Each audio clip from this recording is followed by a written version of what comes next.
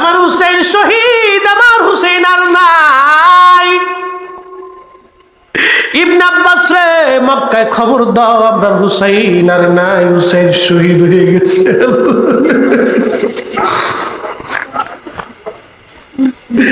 মুহররমের 10 তারিখে কি ঘটাইলেন রব্বানা,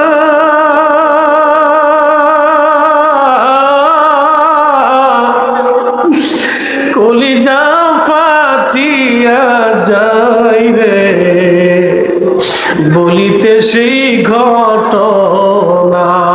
মুহররমের 10 তারিখে কি ঘটিল রব্বানা।